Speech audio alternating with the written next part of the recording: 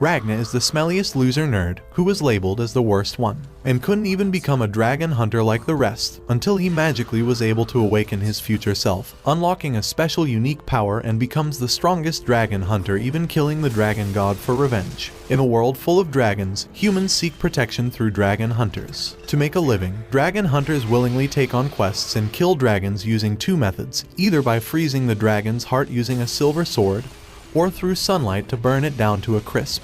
The story begins as our main protagonist, Ragna, is on a quest to slay dragons with his pink-haired friend, Leonica. During the quest, Ragna starts to have a vision in which he sees himself way into the future, slaying a dragon without any weapon.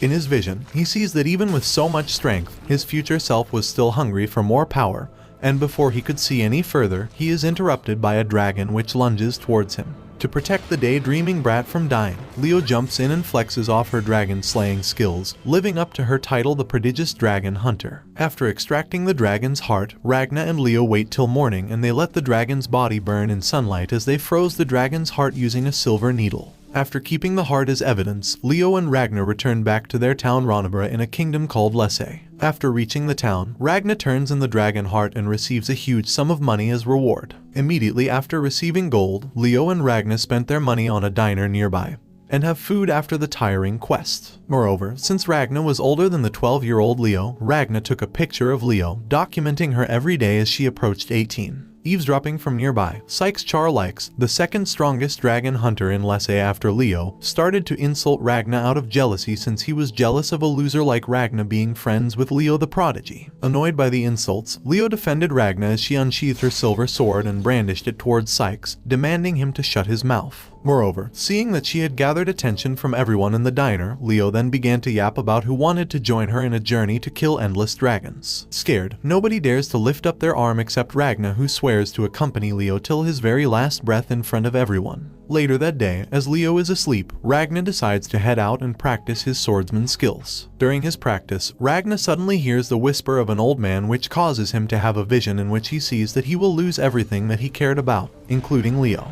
The next day, since there were no quests available at the guild, everyone planned to head east to a town called Donna Piru. Overjoyed, Leo starts to plan for adventures, but she immediately starts to worry as she sees Ragna, who had dark circles under his eyes as he was unable to forget the sight of Leo's death in his vision. To comfort Ragna, Leo reassures him that he will become strong someday and he is not completely useless since he had some hidden powers that were waiting to get triggered. Hearing Leo, Ragna starts to have a flashback in which he remembered that he was a curse since everyone who took him in for care were killed by dragons, that is until Leo partnered up with him. The next day, the guild is filled with confused dragon hunters since Donna Piru had been invaded and destroyed by a horde of dragons overnight. Moreover, as everyone was debating about what had happened, Leo was shocked to see Ragna's pale face and she hurried to the gallery only to find town Ronabra engulfed in flames. Witnessing the flames, Ragna panicked as he knew that his vision was slowly becoming a reality.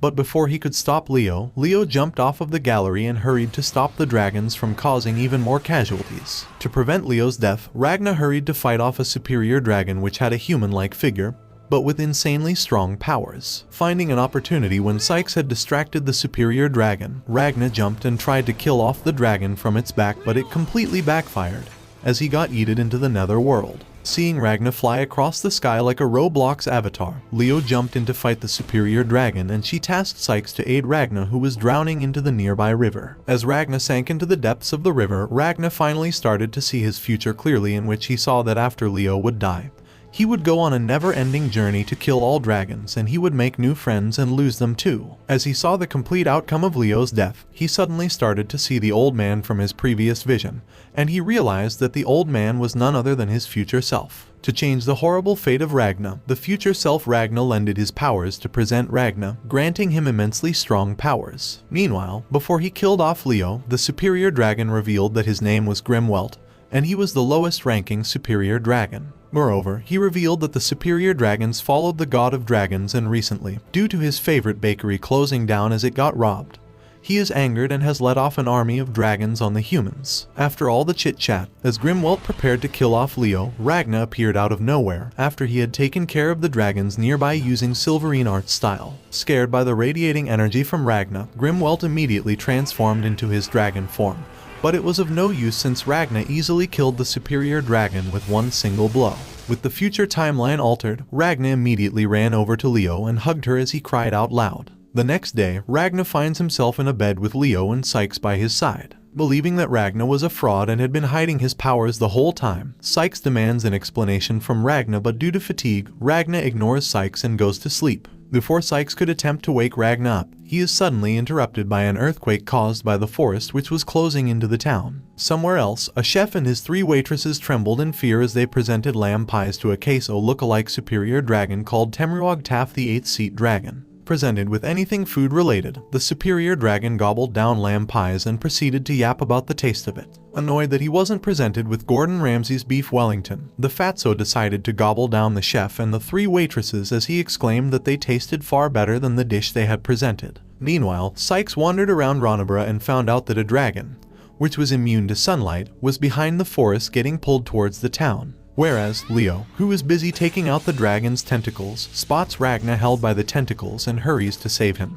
But she instantly realizes that one of the dragon's tentacles was about to deliver a fatal blow to her. Sensing that Leo was in danger, Ragna awakens from his sleep and launches a strong blast wave of silverine, freezing nearly half of the dragon tentacles. Shocked by how instantly Ragna dealt with the issue, Leo tries to call Ragna over, but Ragna was locked in and started to emit the silverine aura while Naruto running towards Temruog Taff. Upon meeting the superior dragon, Ragna instantaneously sliced and froze his face. After dealing with the superior dragon, Ragna starts to rage and makes it his resolution to kill all dragons in order to protect his beloved Leo. After pondering about killing all dragons for a while, he snaps out after hearing a waitress's voice, whom he instantly recognizes as Crimson, the dragon monarch from his vision. Upon recognizing the waitress, Ragna asks the girl if she was Crimson, but the girl denies it. Feeling confident in himself, Ragna insisted and told her that her name was Eliza Yorkshire, a 14-year-old, and she was a dragon. Moreover, he drops the biggest bombshell of the whole century as he reveals that the girl was in fact male. Finding Ragna autistic for making such wild assumptions about her, the girl slaps him for calling her a dragon and a male. Before matters got worse, Leo interrupts them and asks Ragna to head back since the dragon superior's hunt was already over. Just as they turn to head back, the superior comes back for round 2 as he lunges towards Leo, but Ragna easily helps Leo evade the attack.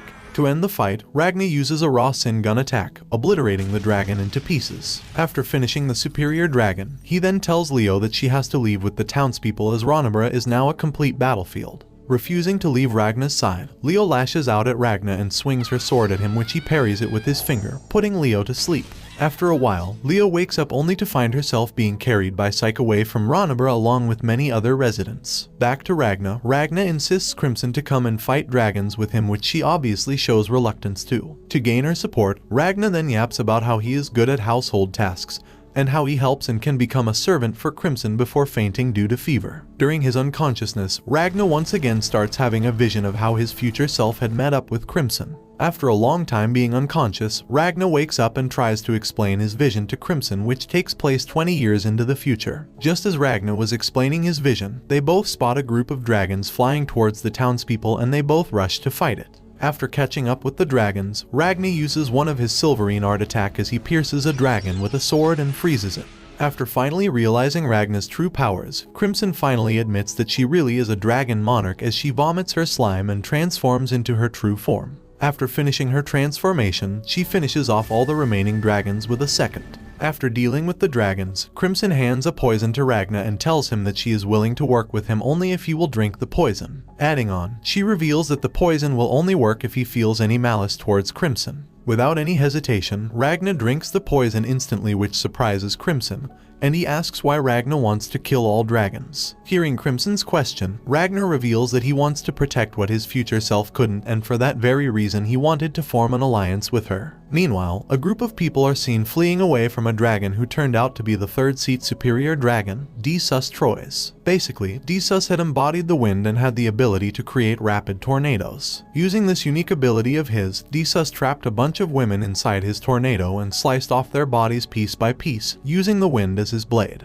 Whilst he was slicing off women in his tornado, luckily some of the residents of the town nearby escaped Desus's grasp, and ran off. As they were making a run for it, they get interrupted by the sudden appearance of regular dragons, which they try their best to fight off. However, the dragons were able to outstrength the humans, but before matters got worse, Ragna and Crimson came to their rescue. Making his appearance, Ragna easily finishes off all the small fry dragons, and they both talk to the townspeople, asking them about their safety. Upon meeting with the townspeople, Crimson decides to fake a conversation telling the townspeople that Ragna was the great dragon reaper, and Crimson himself was a mage. Adding on, Crimson revealed that he can use magic in this world, and this magic is only used by some dragons and a handful of humans. Moreover, to flex on the townspeople, Crimson revealed the slime used by him, which appears in its human form and could talk. Seeing the magic slime alive, the townspeople exclaimed magic is amazing in pure fascination. Seeing magic for the first time with their very own eyes, the leader of the townspeople, Michael, approached Ragna and Crimson to ask for their help with the third seat Desus Troyes, who had made his way to the land of Tortier. Upon hearing about the Desus Troyes, Ragna prepares to leave to fight it, but he suddenly falls headfirst due to muscle fatigue. Seeing Ragna unable to move, Crimson initially refuses to help, but seeing that the townspeople were willing to give up their weapons just to get this dragon killed, Crimson decides to lend a hand.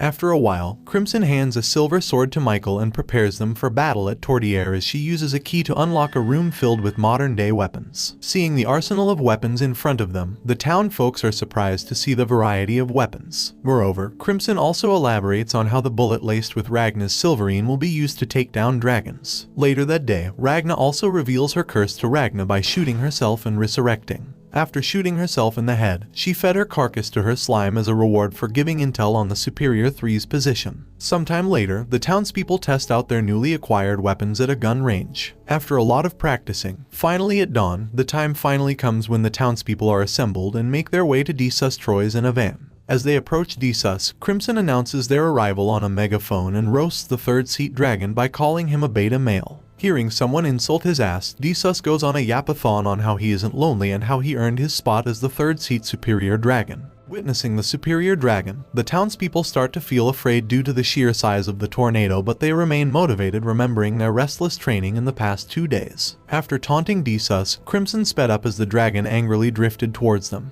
Moreover, thanks to Crimson's silverine-laced ammo, the wind started to freeze, which slowed the tornado. However, this angered the dragon, but the townspeople kept it together and kept on firing at Desus, as Desus kept on insulting the dragon hunters while being shot at. After a while, he is hit by silverine battle arts done by Ragna, which knocks him out of the tornado, as he couldn't believe that he was finally being defeated. To end the battle, the townspeople finish him off with a silverine sword and few bullets along with the help of the sunlight. After defeating Desus, the townspeople are sent on their way with resources, and Ragna begins to understand how strong and sharp Crimson's planning to lure Desus to the sunlight was. Meanwhile, Crimson pulls out a radio and plays a broadcast by the Defense Ministry of Lesay Kingdom, ordering all citizens to evacuate to the royal capital, which seemed like a setup to both Crimson and Ragna. 5 days prior to current events, the king of Lesay, Femad Lesay, was visited by the first seat monarch dragon, Ultimatea, as she breached the barrier and froze time to relay God's message about the fate of the kingdom. Upon meeting up with the king, Ultimatea revealed that she was going to finish off the kingdom and told that the death of mankind in the kingdom was inevitable because God had said so. Seeing that there was no room left for negotiation, King Femad used the solar safeguard system to try and kill Ultimatea, but he fails miserably as the attack was deflected by a superior dragon, and Ultimatea is protected by the first seat superior dragon called Nebulum, and the 7th seat superior dragon, Borgias. After a while, she resurrected the king by reversing time and finally says that God wants the end of this kingdom, and there isn't any way around it. After Ultimatea declared an attack on the kingdom, the king announced a large-scale evacuation. Upon the evacuation alert, the citizens started to evacuate the borders due to the increasing dragon attacks. However, the number of refugees in the capital was reaching a whole new level. Meanwhile, everyone was worried, but the king didn't care, since he believed that the survival of humans was a lost cause since Ultimatea had declared her attack on mankind. On the other hand, Ultimatea is worried by the deaths of Grim Welt, Disaz, and Temruog Taf by unknown killers, along with the death of Superior Dragon Dornia at the hands of Femad's daughter, Princess Starlia. To avenge Dornia's death, Ultimatea sends superior dragons Terictra and Ulto Wolticamui to kill Starlia, and she also dispatches superior dragon Wolticamui to investigate the other deaths. Meanwhile, Ragna dreams of a future Ragna memory where he was captured by the superior dragons. In that dream, Ultimatea was so impressed by Ragna that she began transforming him into a dragon, revealing that all superior dragons were once humans and they were all transformed into dragons by Ultimatea. Scared of the nightmare, Ragna awakens disgusted by Ultimatea pretending her massacres were a kindness to humans. Despite her being the strongest living dragon, Crimson decides it is vital she die next as they decide to head to Capital City. Upon reaching the capital city, Ragna discovers that without Leo he actually suffers from a fear of crowds. Whereas, Crimson is confused as she expected the city to be overflowing with 2 million refugees, yet it was barely half full, meaning that the superior dragons had already begun killing humans in large numbers, using an unknown method that doesn't draw attention. To investigate more, Crimson leaves Ragna with his slime and he orders Ragna to not talk to anyone and definitely do not do anything reckless in case he spotted Ultimatea. After a while, Crimson visits Golem, his servant who infiltrated the army as Colonel Rowan, and the shapeshifter Chimera to inform them that Ragna will attempt to assassinate Ultimatea. Meanwhile, Ragna witnesses the army parading with dragon corpses as proof they are winning the war, but he knows this is propaganda to keep the citizens pacified. During this parade, he suddenly spots Ultimatea within the crowd and he fights off this urge to take her out himself since he had promised not to do so. However, due to holding his anger back, Ragna's face turned red, which caused to garner Ultimatea's attention. Meanwhile, Crimson explains her plans for Ragna and Ultimatea with her allies when one of her allies thinks it's unwise to challenge Ultimatea because of her time control magic. In response, Crimson reassures them since he believes that Ragna is capable of defeating Ultimatea. Meanwhile, Ragna encounters Ultimatea and struggles with whether he should fight her or not. While Crimson's henchmen bicker about who is better than whom, the male lackey shows Crimson a footage of Ultimatea's time-controlling powers. After analyzing the footage closely, Crimson reveals that she knows a way around Ultimatea's time control magic. Back at Ragna, Slime helps Ragna quell his urge to fight Ultimatea by telling Ultimatea to pay Ragna no mind. Moreover, the boy accompanying Ultimatea tells Ragna and Slime that she's helping him find his parents, baffling Ragna as he couldn't believe a superior dragon is helping a human. Suddenly, the superior dragon Nebulum arrives and gives Ragna a mean-spirited look. Meanwhile, one of the Crimson's henchmen realizes Ultimatea cannot pause and rewind time simultaneously, earning her praise from Crimson. With this, Crimson believes Ragna can exploit this weakness to kill Ultimatea in a one-on-one confrontation. After making this discovery, Crimson asks her henchmen to assist Ragna by fending off Ultimatea's buddies Nebulum and Borgias. Meanwhile, after contemplating his decision to let Ultimatea be, Ragna asks Slime to contact Crimson and tell them that he encountered her in town. Back to Crimson, Crimson ponders over his henchman's ill will toward Ragna as he feels Ragna is under the palm of his hands. However, when Slime informs him through the device of Ragna's betrayal, Crimson is shocked. Meanwhile, Ultimatea and Nebulum help the boy find his family and she thanks Nebulum for his help. Spectating from afar, Ragna hears Ultimatea tell Nebulum that the boy's family will perish soon, confirming Ragna's belief that all superior dragons are menaces. Enraged, Ragna confronts the two and murders Nebulum before Ultimatea's eyes. Now with Ultimatea alone, he reveals his intentions to kill her too and the two engage in a fight. On the other hand, Crimson and the others sense Ragna's power as he uses his knowledge from the future to fight head-to-head with Ultimatea, despite her rewind time abilities. Moreover, during the parade, Ragna starts to have a continuation to his dream where he sees future Ragna stabbing himself with a silverine sword in order to avoid becoming a member of the superior dragons. In the dream, thinking that Ragna had perished, Ultimatea asks Desus to help her and the others return to the heavens using his wind. Suddenly, Slime, Crimson, and Golem arrive and Crimson observes Ragna's body, realizing that he had frozen his heart to avoid becoming a member of the dragon's bloodline. Seeing his hatred of dragons, Crimson tells Golem to pick up Ragna and return to their base. Back at the present, Crimson is infuriated that Ragna went against their plans while one of her henchmen reports Ragna's progress in the fight. While Ragna battles Ultimatea, Nebulum interferes, revealing that he hadn't died and had barely survived Ragna's assault. Before Ultimatea perishes, she uses her trump card time manipulation technique to escape Ragna's wrath. To save her ass, she reverts time back to the moment when Ragna was attending the parade. At that very moment, Ultimatea uses her time-stopping ability and tells Ragna how much of a threat he is to her. Furthermore, she questions why he has a deep hatred toward her despite them not having a long history together. After a while, Ultimatea is shocked as she notices Ragna move in stop time, but before she could investigate any further, Nebulum attacks Ragna with a barrage of punches. Seeing that Ragna didn't dodge Nebulum's attack, Ultimatea thinks that it was her imagination playing tricks on her, and she asks Nebulum to stop attacking since Ragna's emitting Silverine was harming him. Moreover, Ultimatea reveals that Ragna's body is still unfazed by his blows, and she believes that they'll need world-shattering magic to harm Ragna. Remembering that King Femid had a solar safeguarding attack, Ultimatea tasks one of her allies to speak with King Femid. Moreover, Ultimatea also reveals her plans to deal with Ragna's allies after they've defeated Ragna. During her time freeze, suddenly Ragna awakens and approaches Ultimatea as if the time stop had no effect on him. Scared, she doesn't know how he's moving since she's only allowed people who share blood with her to move in her closed time.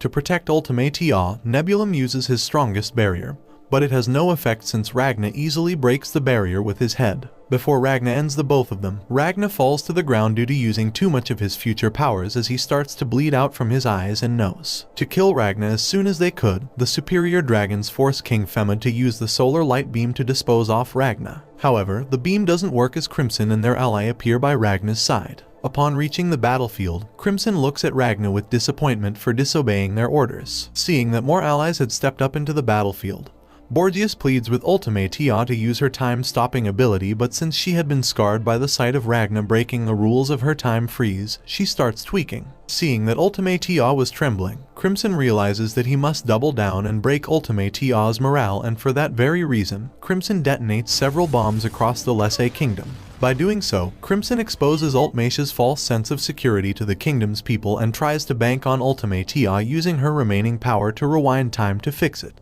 However, before Ultimatea could use her time reversal, Nebulum warns Ultimatea not to use her remaining energy. Seeing that Nebulum had spoiled his plan, Crimson decides to retreat and meets up with Golem, who is posted nearby. Upon meeting up with Golem, Crimson scolds him for his failures regarding the plan since Golem hadn't placed bombs on the clock tower. Before taking his leave to the hidden dimension, Crimson orders Golem to monitor the bloodline's movements and to dispose of someone's body. Meanwhile, Nebulum feels that he has failed Ultimatea badly, and he starts having a flashback in which he remembers a meeting with Borgias about maturation and its relation to their bloodline. According to the flashback, Borgias reveals that Nebulum will serve as the progenitor's backbone one day and should be proud of that status. Back at the present, Nebulum powers up and plans to find Crimson and Ragna in order to destroy them for the sake of her master. Seeing that a mere superior dragon was challenging his hidden dimension, Crimson finds it laughable and is confident that Nebulum won't find him and his allies due to the way he constructed the space. However, suddenly Ragna awakens and wants to finish off Ultimatea for good as he starts to emit Silverine. Seeing that Ragna's Silverine was cracking her space, Crimson orders Chimera to subdue him, but unfortunately, a crack allows Nebulum to detect Crimson. After getting spotted, Crimson desperately attempts to flee the area, and he orders Golem to shoot at Nebulum, leading to a skirmish between all factions. Somewhere else, Princess Starlia Lesse is informed that people entered through her underground teleportation circle. Apparently, Crimson and Ragna managed to escape but ended up in this princess's stronghold, and her advisor, Isaac, informs her that Ragna is getting medical treatment while Crimson promises to answer any questions they have for them. Upon meeting with Princess Starlia, Crimson remembers Starlia's fantastic battle prowess and her handicaps involving her lack of arms. Moreover, Crimson loathed Starlia because it was difficult to deceive her about matters as she had a gifted eye that could sense aura. Furthermore, Crimson contemplates what to do and believes it'd be best to cooperate with Starlia since their goals aligned. However, after taking the time to ponder, Crimson realizes that he can deceive Starlia with his aura manipulation, and he reveals his dragon eye to Starlia. During the interrogation of Crimson, Starlia has a flashback in which she had a meeting with Lieutenant General Pereiro. Apparently, Starlia killed Pereiro because he was plotting a coup d'etat with a neighboring country. Moreover, she knew he was plotting against their people thanks to her aura sensing abilities. In the present, Crimson executes a strategy that'll allow him to fool Starlia and avoid her ability. Despite offering a convincing tale, Starlia reads through Crimson's lies and truths. To reveal how she caught Crimson's lies, Starlia explains her abilities in greater detail to Crimson and reveals that while Crimson's aura's color turned into blue, she was telling the truth, and while it turned red, she was lying. However, since Crimson's aura's color was blue, Starlia senses something fishy deriving from him as she tells Crimson that she senses a pitch-black mass of death emanating from him. After getting negative vibes from Crimson, Starlia orders her men to unsheath their swords. Since Crimson was immortal, Crimson accepts his fate, but Ragna steps in to save him. Seeing Ragna the Rhizosaurus Rex, Starlia starts to lose her composure as she had now found her husband Doe. In reality, Starlia saw Ragna as a walking sword with arms and legs, and apparently she had a thing for walking swords. While at a total loss for words, Starlia has a flashback involving her tutor Nazarena. Apparently, Nazarena informed Starlia that she's not grounded anymore and must return to the castle. Due to Starlia dedicating time to her wordsmith activities, Nazarena said that her marriage engagement had been called off. Moreover, Nazarena is worried because she won't reap the rewards for helping Starlia successfully marry someone. Back at the present, while Starlia is infatuated with Ragna, Ragna tells them that he and Crimson are willing to cooperate. To decide Ragna and Crimson's fate, one of Starlia's people locks Crimson and Ragna in a jail cell, as in the meantime they thought about their course of action. With time to spare, Ragna and Crimson use this time to discuss their qualms with each other. After a while, Crimson restores Slime and gives Ragna a breakdown of the situation they're in. Meanwhile, Starlia is still deep in her thoughts, fantasizing a whole fanfic with her husband Doe. Seeing Crimson completely lost in her thoughts, Nazarena jokingly punches Starlia and tells her that she has become incompetent due to falling in love with Ragna. Moreover, Nazarena tells Starlia that it's nice that she has found someone to love and reminds her of her achievements. While it's great she's in love, Nazarena says she should remember to fulfill her leadership duties. Reassuring Nazarena, Starlia promises to live up to her status and she will not fail those who trust her with their lives. Meanwhile, Ultimatea apologizes to her god for her failures, and her god, who happens to be her sister, asks her why she failed to protect her. Ultimatea awakens from the nightmare and she realizes that her powers aren't as grandiose as they used to be. Meanwhile, Starlia holds a meeting where Christopher and Shin report to Starlia about the dragon activity occurring in the area nearby.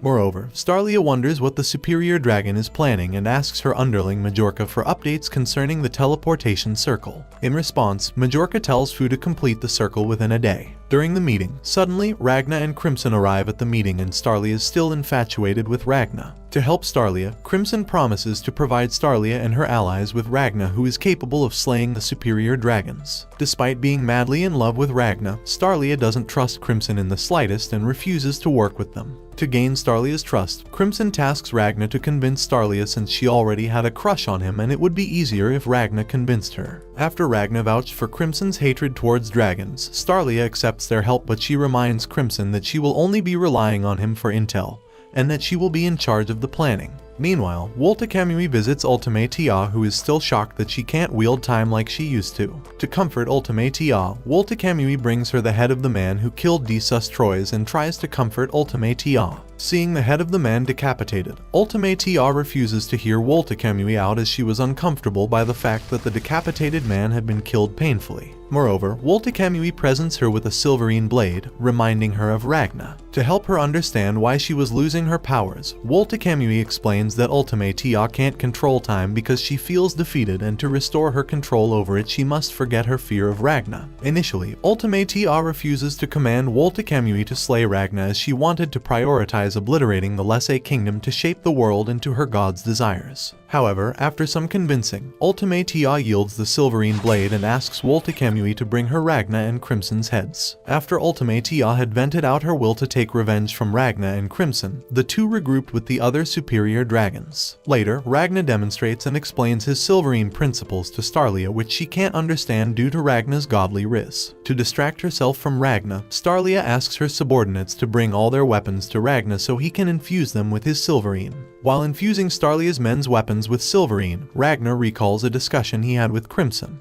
Apparently, Crimson had suggested Ragna to infuse their weapons with half of his silverine and keep half for himself. This will allow them to not be completely dependent on the Lesser Kingdom's forces. After infusing more warriors' weapons, we cut to a few of Starlia's highly skilled subordinates conversing with each other about the situation. Apparently, two of them are upset while a warrior named Chris says he's okay with the infusion process since he's got a powerful weapon from it. Moreover, Chris argues Ragna's a talented warrior while another subordinate thinks otherwise. Whereas, a comrade named Shin challenges Ragna multiple times to prove his worth, but each time he gets his ass handed to him. Meanwhile, two twin warriors approach Ragna and present him their guns for infusing their bullets with silverine. Suddenly, Slime appears and makes a grave mistake by making fun of the girls for looking like dragons. To punish Slime, the twins escort him to an undisclosed location and share some of their past trauma with him. Moreover, they torture Slime by putting firecrackers up his ass as punishment. Meanwhile, another group of subordinates are seemingly struggling with their teleportation circle task.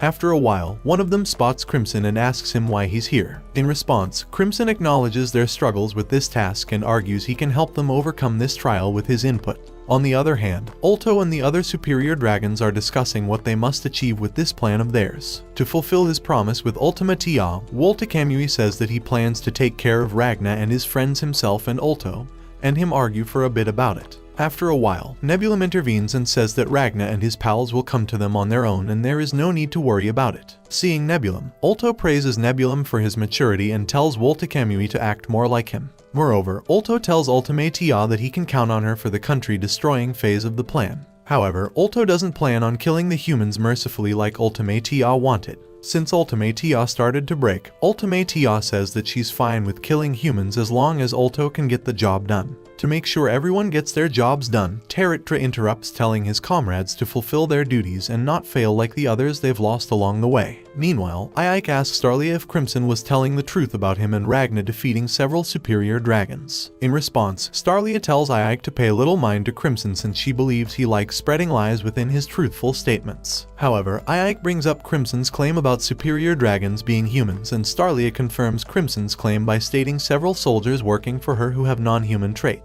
As Starlia confirms Crimson's claim, Ike is perplexed by this revelation, but Starlia says it makes no difference if their enemies used to be human and it's important for him to give it his all in their upcoming fight and survive. Meanwhile, Crimson and Ragna discuss if Ragna believes he has the power to defeat Woltekamui. After analyzing himself, Ragna says he may not be ready to fight him, and Crimson says he's happy to hear that considering Woltekamui is a superior dragon who surpassed his limitations. All the while, Ike bumps into Fu, where Fu tells Ike that Crimson aided his group in making their magic circle better. At the same time, the twins arrive at Ragna's cell with Slime, who appears bruised and battered. After a while, Crimson also shows up and Ragna tells him he's in his cell because it helps him remain calm. Additionally, Ragna says he saved most of his Silverine power for the upcoming fights. To task Ragna with one last task, Crimson tells Ragna to swipe one of Starlia's swords, infuse Silverine into it, and head deep underground to avoid suspicion from her soldiers. After a while, Crimson snaps Slime out of his depressive state and tells him to monitor Ragna. Before Crimson can do some meddling, Starlia arrives and he covers himself by saying that he's planning to take a nap and hasn't caused trouble. After meeting up with Ragna and Crimson, Starlia tells Ragna to follow her so he can choose a weapon. Following along, Starlia says that she plans to stay with the Solarians after their upcoming battle, and to maintain peace, she plans to become a Solarian church member and Dragon Scourge. By doing so, Starlia hopes the Solarians will protect her people. However, if she dies in the fight, she wants Ragna to become a Dragon Scourge and lead her people in her stead. Hearing Starlia's request, Ragna declines Starlia's offer, upsetting Starlia. To remind Ragna of his words, Starlia reminds Ragna about his promise to follow her and says he will obey her orders. After a while, Ragna infuses most of his Silverine into each sword and tells Starlia that he promises to keep her safe. On the other hand, Ulto, Zora, and several dragons wreak havoc in the royal palace. After causing a stir in the balance, Ulto and Teritra arrive at Starlia's base, where Teritra attempts to infiltrate it but fails. After the failed infiltration attempt, Ragna came out of the base to face off Teritra as he walked coldly with two Silverine swords in his hands. Meanwhile, Starlia's forces wait for Ulto Zora's forces to enter their base. To their surprise, several humans enter the building and beg Starlia's forces to protect them. The leader Ike recalls Crimson's warnings about Ulto's drug crafting and hypnotizing powers and tells everyone to keep their guard up as the humans attack them. After a while, Starlia arrives and assists her comrades with the human threat. During the commotion, she announces they should only protect the humans under their care and their fellow soldiers, and she deems everyone else a threat and will kill them herself if need be. Moreover, Starlia entrusts Ike with the base's protection and asks Greya, Hasela, Chris, and Nazarena to accompany her to the forest. Elsewhere, Ulto's thrilled by Starlia's resolve and can't wait to battle her soon, whereas Crimson gives the remembers the superior dragon's talent and how it's measured by the length of their maturation. If it takes them a short amount of time to mature, then they'll become more powerful as a result. During his fight with Ragna, Teritra admits he lacks talent, but he makes up for it with the years of experience he attained when he was a human. During their battle, Ragna notes it's difficult for him to land a decisive blow on Teritra, and so he examines Teritra further and believes that he'll need to use a large amount of Silverine to hurt him. After a while, Ragnar plans to channel all his power into his sword and hopes this will do the trick. Meanwhile, Greya, Hesela, and members of the aerial unit patrol the forest from above, and they relay their findings to their comrades and note how they can't detect Ulto's whereabouts. Simultaneously, the twins inform Starlia that many dragons are heading near the base's east entrance and might be anticipating their next move. In response, Starlia says it's fine while Ulto praises her forces for their effort against his human army. After a while, Ulto checks on Tarot because he's mildly concerned about him. Feeling that Ulto was concentrating on him, Tarot tells Ulto not to fret since he believes that he defeated Ragnar. However, Ulto questions Tarot further about Ragnar to see if he is the Reaper who attacked Ultimate Tia. Believing that Ultimate Tia won't be defeated by such a weakling, Tarot believes Ragnar's not the same guy. However, he says the Reaper might be present on the battlefield somewhere. To finish off Ragnar, Tarot tries to kill him, but Ragnar awakens and evades his attack. Suddenly, inferior dragons arrive to weaken Ragnar, but Tarot argues Ragnar's not a priority to him and feels these inferior dragons will be enough to defeat him.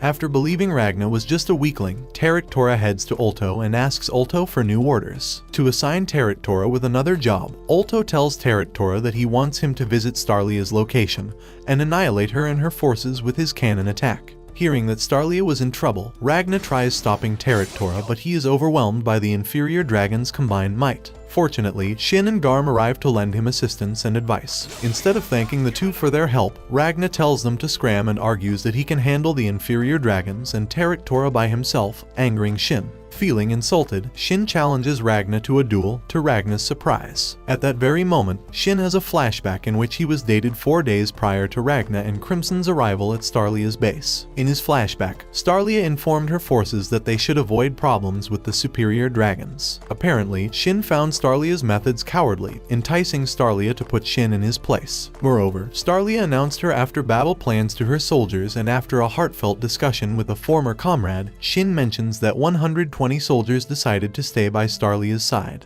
Back at the present, Shin gives Ragnar a thoughtful speech about his and the others' reasons for fighting.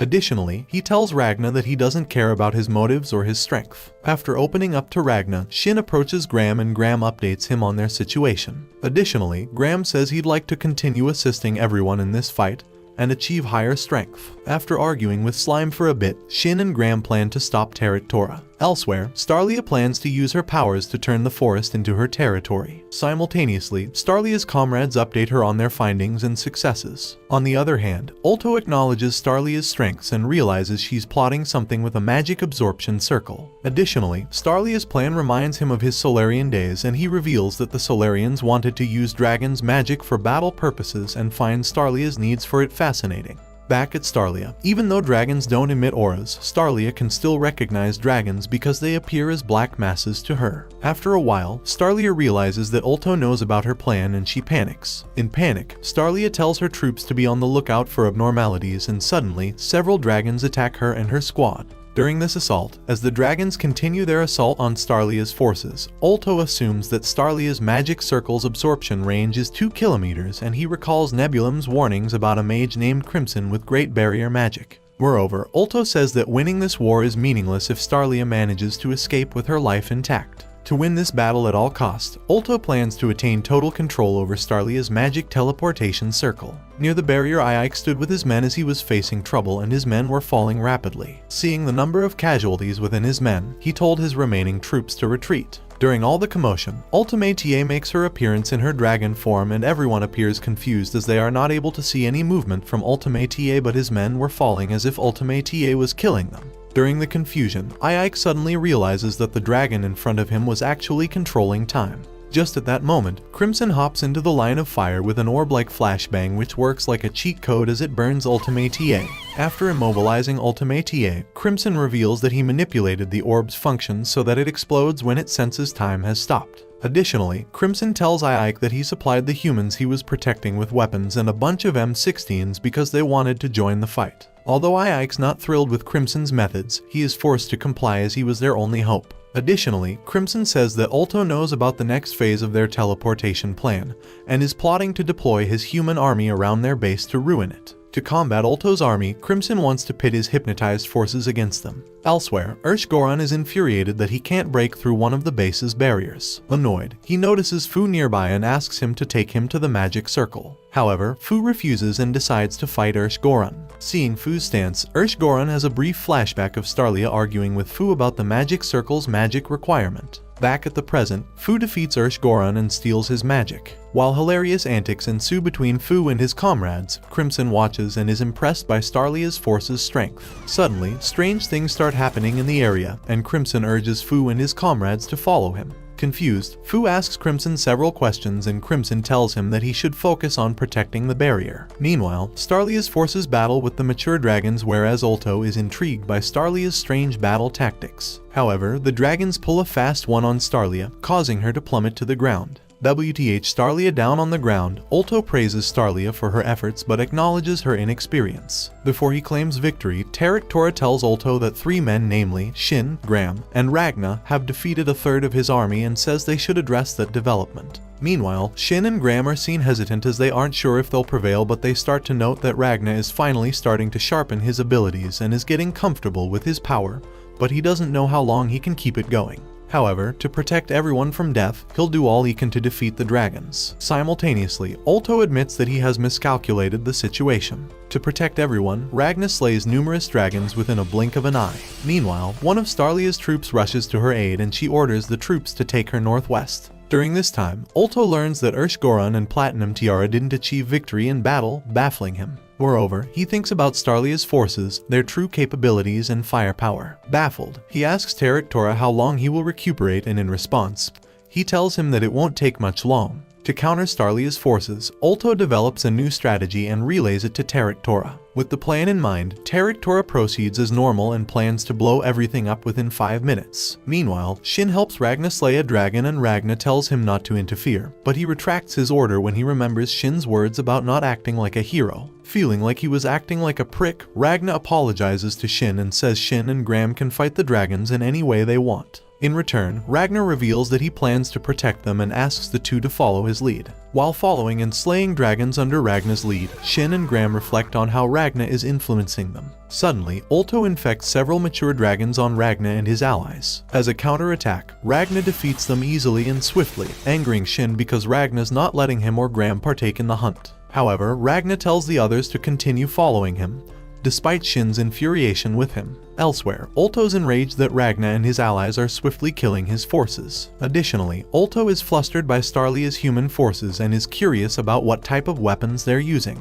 After some brainstorming, Ulto concludes that someone else is leading these humans against him, and he wonders if the same people who caused Ultimate TA and the others' issues are present on the battlefield. Meanwhile, at the magic teleportation circle's location, Crimson has a brainwashed human repress Fu and his allies. Seeing all of the force overwhelmed, Crimson tells them that he'll be taking over the magic circle now. Furthermore, Crimson reveals his intentions for the magic circle, which aligns with their needs for it. However, he doesn't want to bring along people he feels would be dead weight. Hearing Crimson's condition, everyone starts agreeing with Crimson, but Fu realizes something's wrong with everyone and confronts Crimson about it. To reassure Fu, Crimson ensures Fu that nothing's wrong with his friends and everything is fine. Meanwhile, Ulto ponders if Ragna's the Reaper since he knows the capital bombing person is here. Scared, Ulto contemplates if he should inform Woltekamui that the Reaper's here. However, he hesitates because he knows Starlia has allies who have things that rival superior dragons. Therefore, he'd be sending Woltekamui to his death. Meanwhile, as Starlia's troops take Starlia northwest, Hesela notices Greya devouring several mature dragons. Upon seeing Hesela, Greya hands Hesela some dragon meat and tells her that they're the only ones in their unit who survived. Powered up, Hesela and Greya plot their revenge. Back at the magic teleportation circle, Crimson makes out with Fu, and suddenly Fu realizes that he can't move as Crimson's voice was infiltrating his mind slowly. During this time, Crimson prattles on about wanting to be loved by many before Crimson entices Fu to activate the magic circle for him.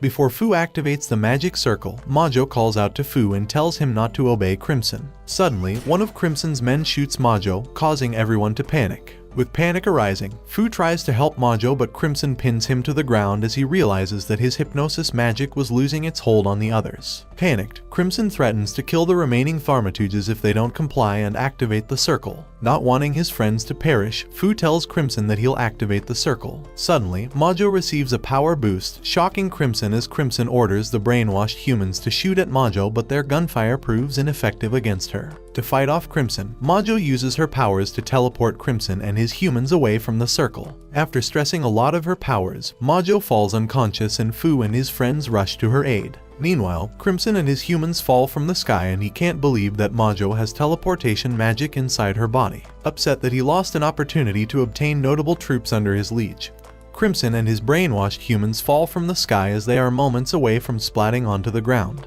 On the other hand, Ulto Zora still contemplates if it's a great idea to have Woltekamui arrive on the battlefield or not. At that very moment, he wonders why the Reaper Ragna and his affiliate Crimson are helping Starlia's forces. Confused, he speculates several things Crimson could gain from supporting Starlia's forces. Ultimately, Ulto believes that he is competing in a race with Crimson to see who can achieve their goal first. With a race in mind, Ulto is confident that he will kill Starlia before Crimson can accomplish his goal. Meanwhile, Crimson lies on the ground, powerless. With his body on the ground, Crimson hopes Ragna can escape with commendable allies and that Starlia perishes in the battle. All the while, in the battle between Starlia's group and Ulto's mature dragons, the commander's still holding Starlia on his back and he encourages the remaining troops to continue fighting. After regrouping with the commander, the twins provide these soldiers with aid and Starlia hopes they can continue overwhelming the dragons. As she is being transported, Starlia recalls Crimson's words to her about why she shouldn't underestimate superior dragons. While the twins examine the battleground where Ragna fought Tora, Starlia ponders other things Crimson relayed to her concerning Ulto's eye ability and its range. With this intel, Starlia feels that she has narrowed down Ulto's location.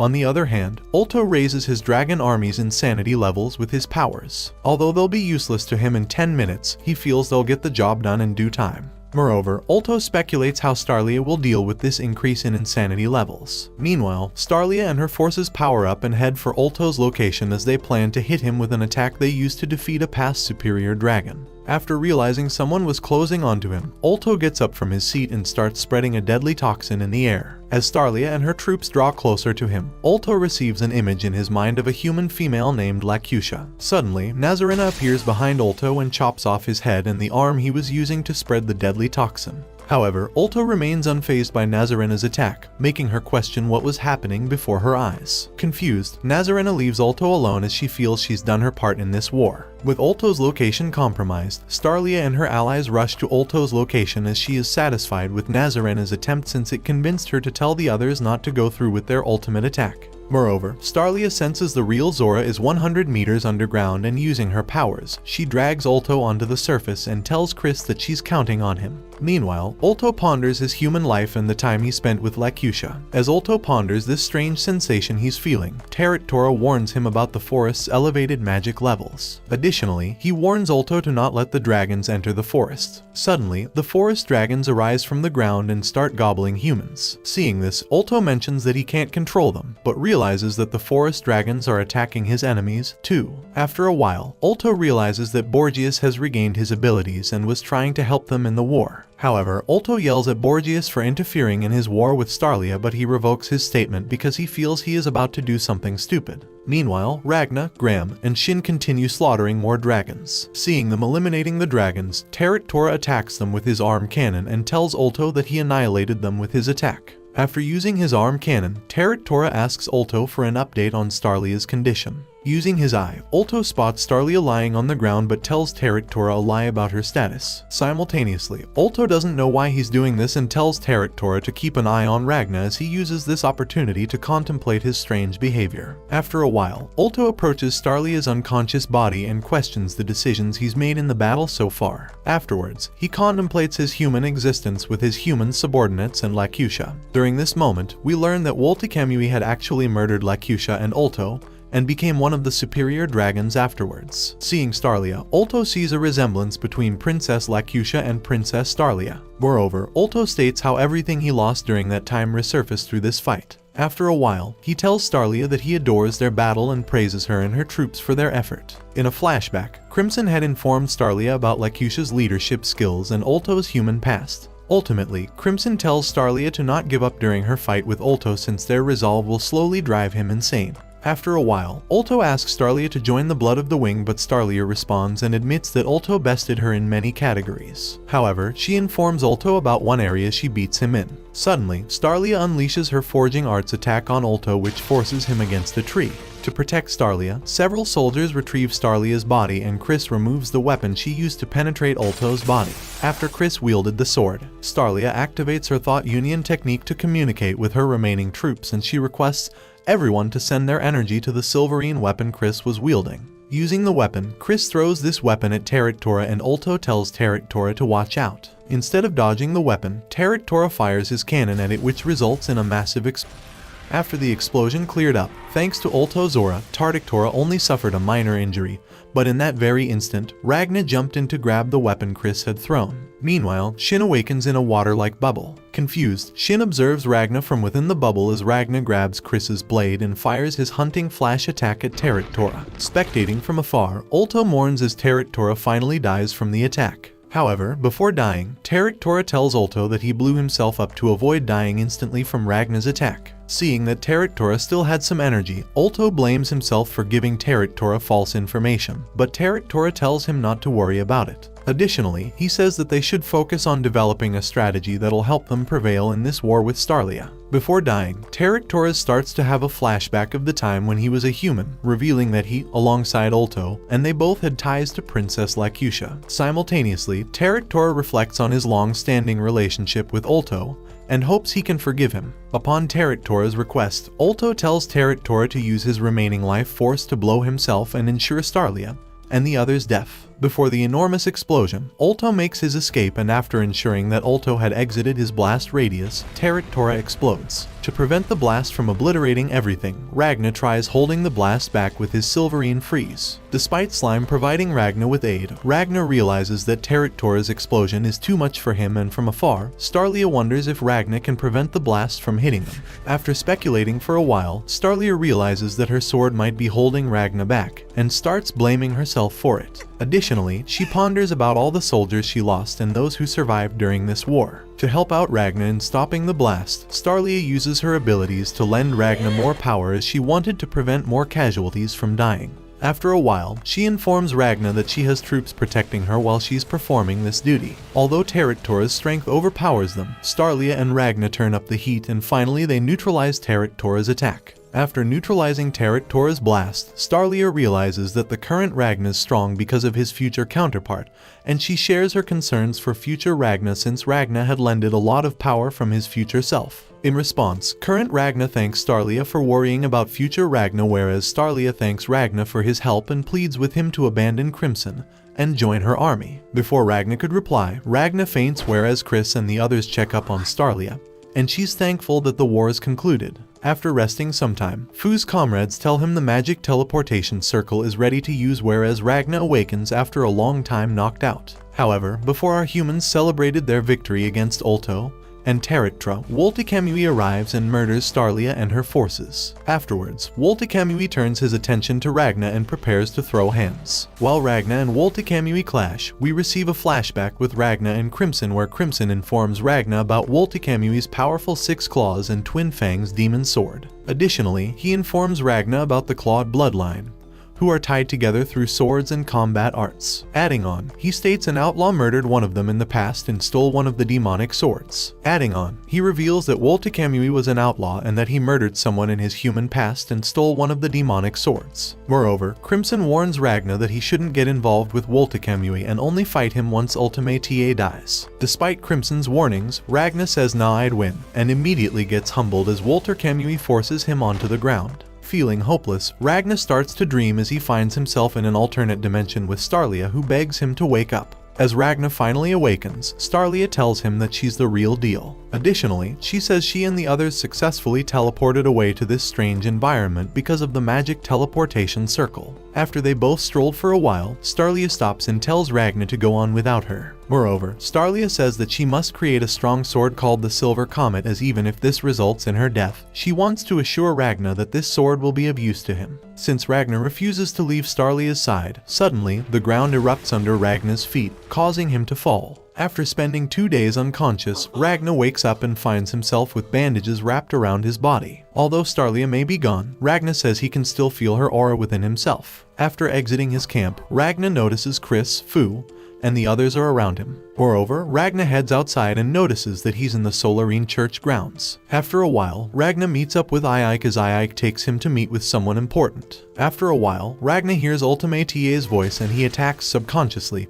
but the women's look-alike appear as they start to introduce themselves as the Dragon Scourge of the Solarian Church. After reviving the Dragon Scourge leader, Karula, Ragna had killed, she forgives Ragna since they all knew Ragna's hate for Ultimate was immense. After seeing that they had time reversal abilities, Ragna asks her if she can use her time powers to save Starlia's life. In response, she reveals that she can, but she is against it because it uses too much energy and she feels saving Starlia is a waste of time. Hearing her response, Ragna says if she kills Ike, he'll kill her and her copies. Instead of resorting to violence, Ragna, Ike and Karula decide to chat on top of one of the area's buildings. During their discussion, Nazarena reveals herself to be a member of the Solarian Church whose purpose was to convert Starlia into a member, and she was to kill Starlia if she refused to join the Solarian Church. However, since Nazarena failed to kill Starlia after her refusal to join the church, Nazarena was awaiting to hear from her higher-ups about her punishment. As soon as Nazarena took her leave, the leader of the Dragon Scourge invites Ragna and asks if he'd like to become a Dragon Scourge. Without any hesitation, Ragna immediately declines, and upon his refusal, Karula blackmails him by saying that she will transport Starlia's army back to Earth. Enraged, Ragna destroys their meeting table and says that she will take in the refugees and in return he will kill Ultimate.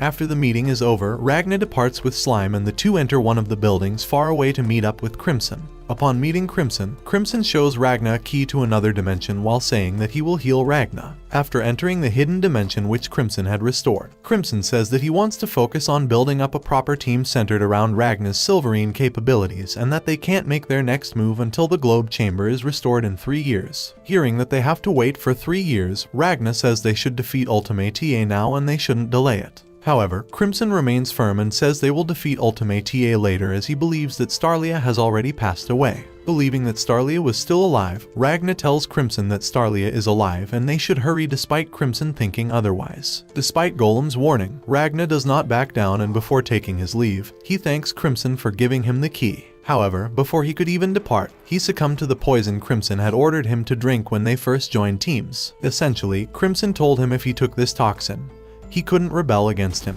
Seeing Ragna fall, Crimson laughs at Ragna's idiocy, but she gets the shock of her life when she sees Ragna stand back up in an instant. Determined to save Starlia, Ragna apologizes for his betrayal, but Crimson doesn't care and now wants to kill him. To immobilize Ragna, Chimera tries attacking Ragna, but he swiftly stops her. After humbling both Crimson and Chimera, Ragna informs him about his future self's first encounter with him. Apparently, during this encounter, future Ragna realized Crimson's body lacked a heart after he murdered him. As Ragna departs from the base, Crimson heads to one of his base's rooms to rest. Meanwhile, Ragna returned to the Argentum Corps' base and stumbles upon Ike, Shin, Chris, and the others. With everyone together, Ragna reveals that Starlia is alive. Meanwhile, Woltekamui and Starlia are seen in a room where Woltekamui grabs Starlia and shows her that Ulto Zora left a poison mark on her body. Therefore, if she attempts to leave the capital or if Ragna and her allies get near her, the poison will activate and kill her. Moreover, Woltekamui prattles on about Ulto and the wounds Ragna inflicted on him during their fight. On the other hand, Ultimate prays to her deity as she vows to destroy their enemies and restore their powers. Additionally, she hopes God will speak with her again.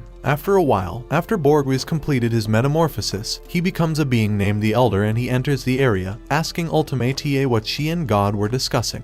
Then, Elder and Ultimate discuss about Starlia's forces and Ragna and the likelihood of their arrival. After a while, Elder interrogates Nebulum and asks him why he's not responding to his telepathic messages regarding the sun's vanishing debacle. In response, Nebulum confirms he's responsible for the sun's actions because he wants to see if he can create a space that remains in the night. Seeing Nebulum's efforts, Elder praises Nebulum and says he's willing to let Nebulum continue his project and leave Ultimate TA in his care. Back to Starlia. Starlia reveals that she is not afraid to die but promises to forge a sword that'll overcome Woltekamui's claws. Elsewhere, Ike asks Fu for an update regarding the teleportation circle's progress. In response, Fu says it'll take him some time, so in the meantime, Ike visits Carula and asks if she can provide them with magic support. Since Ultimate TA's demise was a common goal, Carula accepts to lend them a hand, but she demands the magic absorption circle's formula and a sample of Ragna, Fu and Majo's blood. Moreover, Carula reveals that if she feels skeptical about Ike and his force's course of action, she will stop them if she feels they have no chance of victory. On the other hand, Snake enters Crimson's room to check on him and finds Crimson still shaken up by Ragna's remarks. Moreover, Snake informs Crimson about Borgias and his ploy to sacrifice his life. Adding on, he reveals that if Borgias pulls this off, then Snake and Crimson will be the final members of the Old Wing bloodline. After hearing Snake, Crimson pulls up a virtual map and upon seeing Nebulum's barrier, he wonders if Ultimate TA is still incapable of controlling time.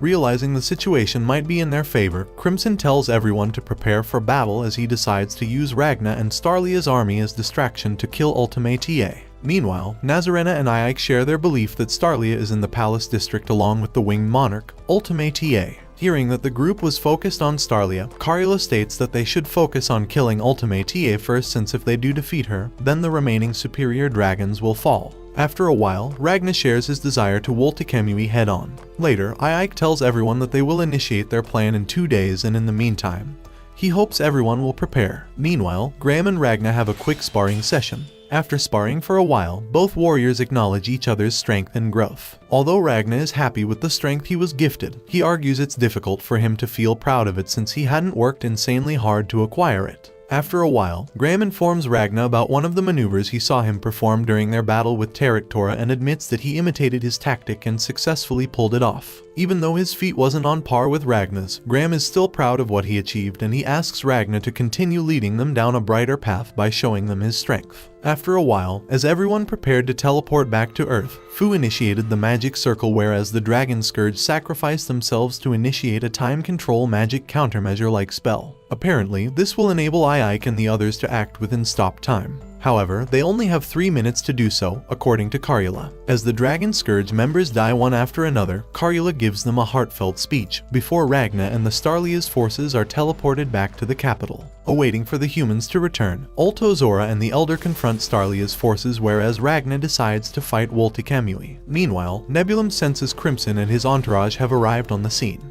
Upon arriving to the battlefield, Crimson realizes that Ultimate TA hasn't stopped time and concludes that it's possible that she can't stop time. Suddenly, Elder transforms into his dragon form as he tells his enemies that he will crush them. Back to Ragna, Ragna confronts Woltekamui and upon seeing Starlia, he rushes over to Starlia's side. Meanwhile, Ulto tells Starlia's army that Starlia will perish soon, regardless if they defeat him. Back to Ragna, Ragna is horrified to see Starlia poisoned throughout her whole body. Although Starlia successfully forged the Silver Comet Sword for Ragna, she tells him it won't assist him in combating Woltekamui's claws since she was a failure till the end. For the sake of Starlia, Ragna promises Starlia that he'll defeat Woltekamui with her sword. After giving Starlia and Ragna the time to chit-chat, Woltekamui finally returns back to the battlefield and they immediately clash swords. After battling for a while, Ragna is able to pierce Woltekamui's humanic body, and he entices Woltekamui to transform into his dragon form. While Chimera and another ally confronted the Elder, Ragna and Woltekamui's battle intervenes with theirs. Noticing Chimera and her ally are in danger, Ragna lends the two a hand by freezing the Elder's face. Following Ragna's aid, Woltekamui attacks Ragna, pushing him away from the battlefield. Although the Elder is immobilized by Ragna's Silverine,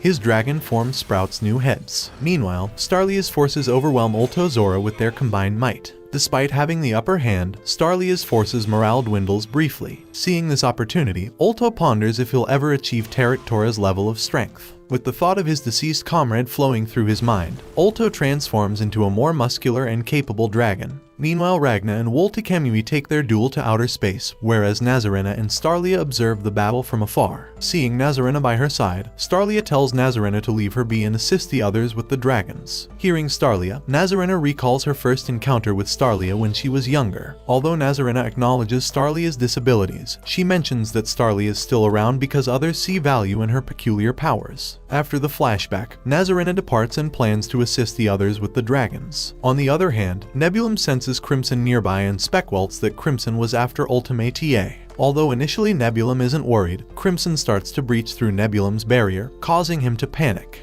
Before Nebulum is able to counter it, Slime appears next to him and absorbs him, killing him in the process. Meanwhile, Crimson infiltrates and appears behind Ultimate TA. Using his last breath, Nebulum calls out to Ultimate TA, alerting Ultimate TA of Crimson's lurk. Panicked, Crimson uses his firearm and uses his device to prevent Ultimate TA's time manipulation powers from interfering with his ploy. To counter Crimson, Ultimate TA transforms into a dragon. Seeing Ultimate TA transform, Crimson has a flashback of the time when he held a civil discussion with other versions of himself regarding Ragna and what he had said to him. Afterwards, Crimson grabs his heart in and places it inside his body, causing him to transform. In his new state, Crimson uses his various weapons to fight Ultimate TA head-on. Before Crimson can deal a decisive blow to her, Ultimate TA unleashes a powerful attack, engulfing the room in a large explosion. Meanwhile, Starlia's forces battle with Ulto, and after Ulto murders most of the Starlia's army, he turns his attention toward Ike and tries murdering him. Fortunately, Fu protects Ike from Ulto's assault as Fu injects himself with a concoction, allowing him to attain powers that are on par with the dragons. Despite putting in a decent effort against Ulto, Fu gets knocked into a nearby gap.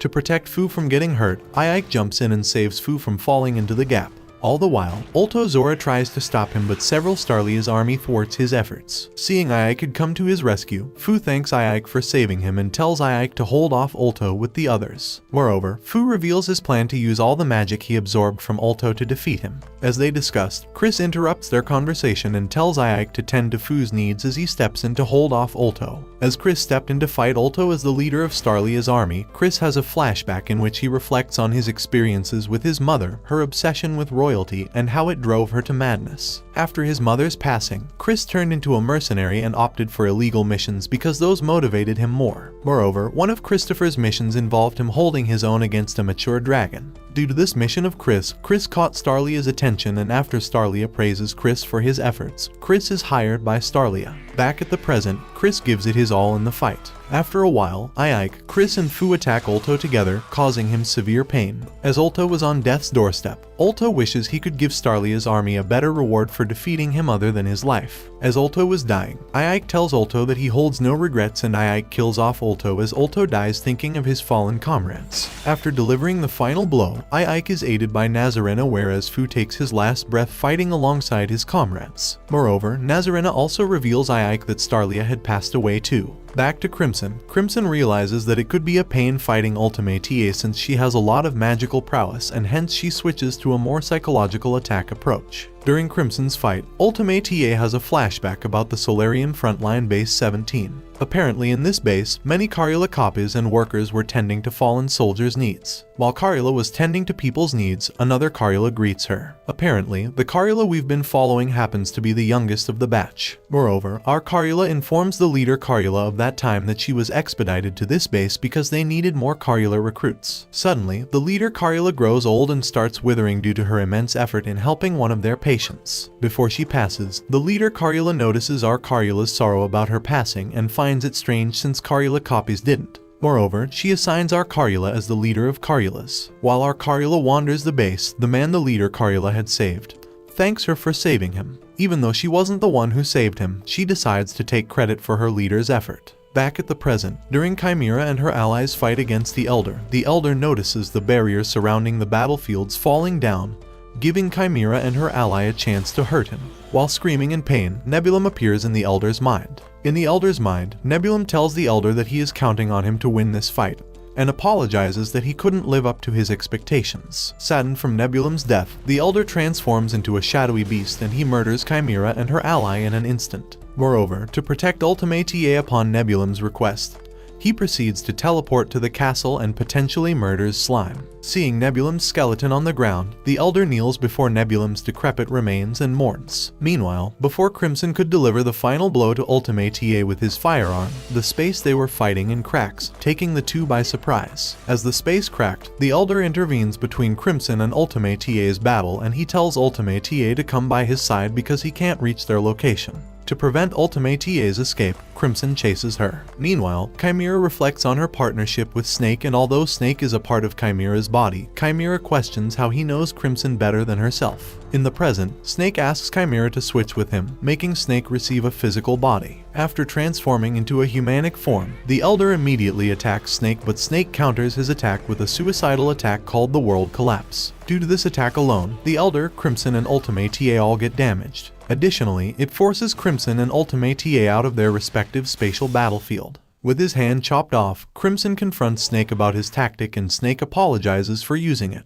Moreover, the Elder returns to his human form and starts burning up due to the sun. Seeing that after his death only one superior will be alive, he calls out to Wolt Kamui, informing him that he's the only one left who can protect Ultimate. To end the Elder, Ike arrives and delivers the final blow to the Elder. After dealing with the Elder, Ike, along with two of his comrades, head towards Ultimate. Meanwhile, Ragna is still in an ongoing battle with Woltekamui, but after a while, Ragna starts to overwhelm him. Seeing that he was getting beaten, Woltekamui decides to rely on a dormant power to defend himself against Ragna's might. Simultaneously, Ultimate gets up and murders one of Ike's comrades. To end Ultimate, Nazarena stabs Ultimate's head with her sword, causing her to unleash a barrage of energy blasts. Suddenly, Woltekamui unleashes his lighting god battle arts technique, causing everyone on Earth to fall down to the ground due to the immense pressure from it. In desperation, Ultimate looks up at the sky and calls out to Woltekamui. During the battle, Woltekamui has a flashback involving an entity called Gilzia, the Clawed Monarch. Apparently, Woltekamui had tried attacking Gilzia but failed to damage her and instead got himself slashed 8 times. Moreover, seeing Woltekamui's attempts to kill her, Gilzia says that she's arrived because she wants to see what Woltekamui's sword is capable of. However, before leaving, she beheads Woltekamui and tells him that the people who cut her receive the same punishment in return. Since Woltekamui was extremely talented, Gilzia grabbed his severed head, praised him, and told him to fight strong opponents in order to grow stronger than ever before. Back at the present, Woltekamui remembers Gilzia's words and starts to transform into a stronger being to match his strong opponent.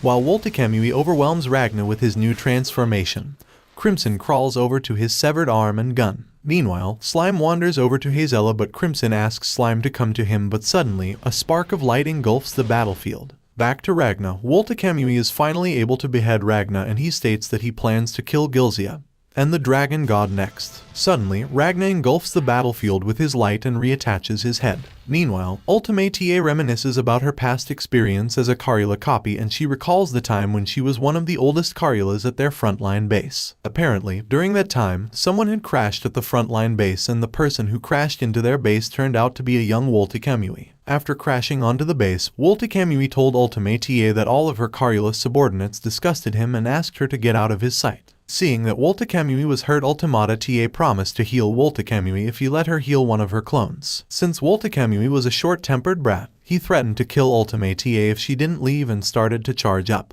After Ultimate made a run for it, Woltekamui collapsed and Ultimate also slipped down the stairs. Remembering that Woltekamui had called her easily replaceable since her clones will take her place after her death, Ultimate got up and returned to Woltekamui. Seeing Ultimate returning, Woltekamui killed Ultimate, but she reverses time to revive, and she heals Karula clones and Woltekamui's wounds. Seeing that Ultimate was unique from the other clones, ever since then, Woltekamui accompanied Ultimate everywhere she went. Back at the present, Ultimate calls out to Woltekamui once more. Hearing Ultimate's distraught call for help, Woltekamui rushes towards Ragna to kill him and return back to Ultimate as soon as he can. Within a flash, Ragna is pierced by Woltekamui's blade and takes a hellish beating before getting beheaded in the attack. However, Ragna reattaches his head and he hits Woltekamui with a hunting flash. Meanwhile, Ultimate, at the verge of death, calls out to Woltekamui, which fires up all his senses as he attacks head-on towards Ragna. During the battle, Woltekamui keeps on having flashes of Gilzia in front of him. From afar, Gilzia stood saying that Ragna had finally reached a level of strength that is capable of beating her. After a while, Ragna hits Woltekamui with his twin hunting flash, and due to the consecutive nature of this attack, Woltekamui is caught off guard and he dies in the process. Before completely disappearing, he tosses his blade towards Ultimate as he apologizes to her for not being able to repay his debt to her. As Woltekamui disappeared, Ragna fell back to earth and he fell face first to the ground. Seeing that all of her superior dragons had been slain, Ultimate starts to panic as she screams for the time to stop. After a desperate attempt to stop time, the time does stop moving, and due to this, she realizes her powers have finally returned. With her powers back, Ultimate rejoices for a little bit, but before she is able to turn back time once more, one of the twins comes in clutch as she guns down Ultimate using Crimson's pistol, which contains silverine-laced bullets. After killing off Ultimate has a final flashback about the time when she was with young Woltekamui on top of a cliff's edge. Apparently, young Woltekamui had asked Ultimate's Carula about what she wants in return as a way of paying her back, as he was in debt to her. At this time, a pact is formed between them to free Carula from God. Back at the present and near death, Ultimate is seen walking towards Woltekamui's sword with bullets in her chest as she remembers her time in the Silurian church, where she was labeled as product number 19,835. Apparently, she was exceptionally talented even with limited time and experience amongst all the copies. Moreover, one day, all of her clones had gone berserk and the church blames her as someone who doesn't believe in the sun god, and her relationship with Woltekamui is a factor for the church's losses. With Woltekamui imprisoned, they plan on killing him and all the berserk copies of Carula. Just at that moment, the true dragon god makes an appearance, frees Ultimate and Woltekamui as she creates Ultimate the winged monarch of the dragon god. Back at the present, as Ultimate crawled, she begs God for a second chance, but soon learns that she is no longer needed as she starts to burn in the sunlight while remembering Woltekamui's words that helped her live more than she could. After learning that she was moments away from dying, she tries making her way towards the shade of Woltekamui's blade, but she burns away before reaching there. Spectating Ultimate's death, Crimson lets her dragon-fused body burn as he places her heart back in captivity behind the four barriers and sighs about the horrible victory, with the cries of one of the alive twins echoing. Meanwhile, Ragna meets up with his future self, asking if he regrets his action. In response, current Ragna shows no regret, but the loss of his friends does make him very sad. As Ragna sat alone, Crimson appeared asking about how he was doing. Moreover, since Ragna was held in a chamber, Crimson tells him to leave and he escorts him to a hospital room where he meets unconscious Starlia. Upon reaching the hospital, Ragna learns that Starlia's poison had healed, and the reason she was fighting to live onwards was none other than Ragna. With Starlia on the hospital bed, he reminisces about all his fallen comrades before meeting with Shin outside the hospital. After saying his goodbyes to Shin, he reveals that he is off to hunt the next bloodline as he sets off again with Crimson